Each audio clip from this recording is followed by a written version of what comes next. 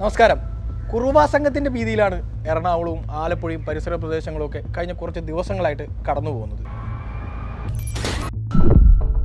കൃത്യമായ ഇടപെടലിലൂടെ കേരള പോലീസ് ഇവരെ കീഴ്പ്പെടുത്തിയെങ്കിലും എങ്ങനെ കുറുവാ സംഘത്തെ നേരിടണം, ഇവരെ എങ്ങനെ പ്രിവെൻറ്റ് ചെയ്യണം എന്ന കാര്യത്തെക്കുറിച്ച് superintendent of police Shri Jayakumar sir നമ്മളോട് സംസാരിക്കുന്നു.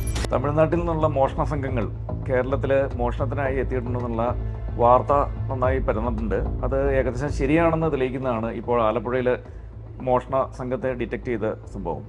അപ്പോൾ നമുക്ക് പ്രധാനമായിട്ടും ഉള്ളത് ഈ മോഷണം എങ്ങനെ തടയാം എന്നുള്ളതാണ്. ഇപ്പോൾ രാത്രി വീടുകളിലെത്തിയിട്ട് ഏതെങ്കിലും ടാപ്പ് തുറന്നിട്ടിട്ടോ അല്ലെങ്കിൽ എന്തെങ്കിലും ശബ്ദങ്ങളൊക്കെ കേൾപ്പിച്ചിട്ട് അവിടുത്തെ ആളുകളുടെ ശ്രദ്ധ അതിലേക്കാക്കി അവരെ എങ്ങനെയെങ്കിലും വാതിലൊക്കെ തുറന്നിട്ട് ആ സമയത്ത് ആക്രമിച്ചോ അല്ലെങ്കിലോ ഉള്ളിൽ കയറി മോഷണം നടത്തുന്ന രീതികളാണ് അവർക്കുള്ളത്. അപ്പോൾ ഏറ്റവും പ്രധാനമായിട്ടുള്ള ഒരു കാര്യം എന്ന് വെച്ചിട്ടുണ്ടെങ്കിൽ നമ്മളുടെ വാതിലുകളെല്ലാം ശക്തമാക്കുക എന്നുള്ളതാണ്. രണ്ടാമത്തെ ഒരു കാര്യം, ഏതെങ്കിലും ശബ്ദം പുറത്ത് കേട്ടിട്ടുണ്ടെങ്കിൽ നമുക്ക് അങ്ങനെ കോണ്ടാക്ട് ചെയ്യാൻ, അങ്ങനെ ഒരു ഇതുണ്ടെങ്കിൽ നമ്മളെ സഹായിക്കാൻ വേണ്ടി അടുത്തുള്ള ആളുകളുടെ എല്ലാം മൊബൈൽ നമ്പറും എല്ലാം നമ്മൾ സെർച്ച് ചെയ്ത് വെക്കണം. അതുപോലെ തന്നെ മൊബൈലിൽ വിളിച്ചിട്ടുണ്ടെങ്കിൽ അവിടെ ആളുകൾ എടുക്കുകയും അങ്ങനെ വരുന്നവർ തന്നെ ഒരാളിട്ട് വരാതെ ഒന്നോ രണ്ടോ പേര് വന്നിട്ട് വീടുകളിൽ നോക്കുക എന്നുള്ളൊരു പ്രധാനപ്പെട്ട കാര്യമാണ്. അതുപോലെ തന്നെ വീട്ടിൽ സ്വർണവും പണവും വയ്ക്കാതിരിക്കുക. ആവശ്യമില്ലാതെ നമ്മൾ അത്ര ആവശ്യമുള്ളതിൽ വിളിച്ച് കൂടുതൽ സ്വർണവും പണവും വീട്ടിൽ വയ്ക്കാതിരിക്കുക. അതുപോലെ തന്നെ ഇവരുടെ ഒരു രീതി എന്ന് പറഞ്ഞിട്ടുണ്ടെങ്കിൽ പകല് അവർ ആക്രി വർക്കലും അതുപോലെ തന്നെ മീൻപിടുത്തമൊക്കെ ആയിട്ട് നടക്കലും അങ്ങനെ വീടുകൾ കണ്ടുവയ്ക്കലും ഒക്കെയാണ്.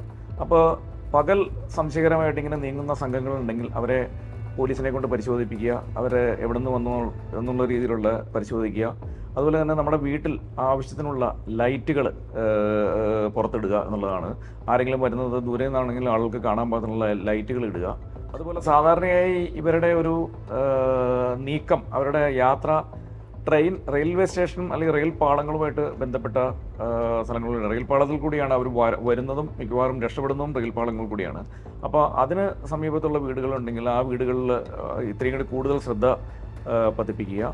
ഇങ്ങനെയുള്ള മോഷണങ്ങളുടെ ഒരു പ്രത്യേകത എന്താണെന്നുണ്ടെങ്കിൽ ഇതിന് ദൃക്സാക്ഷികളില്ലാത്തതുകൊണ്ട് ഇത് കോടതിയിൽ തെളിയിക്കാൻ കുറച്ച് ബുദ്ധിമുട്ടുള്ള കാര്യമാണ്. അതുകൊണ്ട് തന്നെ ഇതിൽ കുറ്റകൃത്യം നടന്നതിന് ശേഷം കണ്ടുപിടിക്കുന്നതിനാൽ വളരെ പ്രധാനം കുറ്റകൃത്യം നടക്കാതെ തടയുക എന്നുള്ളതാണ്. അതിന് നമുക്ക് ഭയമല്ല വേണ്ടത്, നമുക്കതൊരു ജാഗ്രതയാണ് വേണ്ടത്.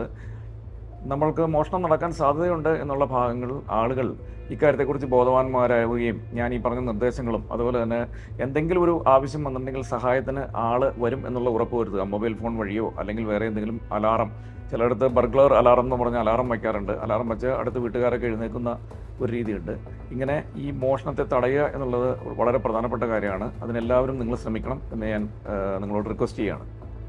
ഞാൻ നേരത്തെ പറഞ്ഞ പോലെ തന്നെ എന്തെങ്കിലും ഒരു സംശയകരമായ സാഹചര്യം ഉണ്ടെങ്കിൽ ഒറ്റയ്ക്കോ അല്ലെങ്കിൽ ഒന്ന് രണ്ട് പേര് അങ്ങനെ അവരെ നേരിടാൻ അല്ലെങ്കിൽ പരിശോധിക്കാൻ ശ്രമിക്കുന്നത് ബുദ്ധിയായിരിക്കില്ല. അതുകൊണ്ട് തന്നെ അങ്ങനെയുള്ള സമയങ്ങളിൽ ഏറ്റവും കൂടുതൽ ആളുകൾ അടുത്തുള്ള വീടുകളിൽ നിന്നൊക്കെ വന്ന് അത് പരിശോധിക്കാൻ ശ്രമിക്കേണ്ടതാണ്. കാരണം അവരെ ആക്രമിക്കാൻ സാധ്യതയുള്ള ഒരു സംഘമാണ് ഈ കുറുവാ സംഘം. ബാക്കി മോഷ്ടാക്കളൊക്കെ ഏതെങ്കിലും രീതിയിൽ ആളുടെ അനക്കമൊക്കെ ഉണ്ടെങ്കിൽ അവർ രക്ഷപ്പെട്ടു പോവുകയാണ് സാധാരണ പതിവ്. പക്ഷേ ഇവരെ സംബന്ധിച്ചുള്ള അവരും ആക്രമിക്കാൻ സാധ്യതയുള്ളവരാണെന്നാണ് പറയുന്നത്. അതുപോലെ തന്നെ അവർ പല സ്ഥലത്തും ആക്രമിച്ച സംഭവങ്ങൾ ഉണ്ടായിട്ടുണ്ട്.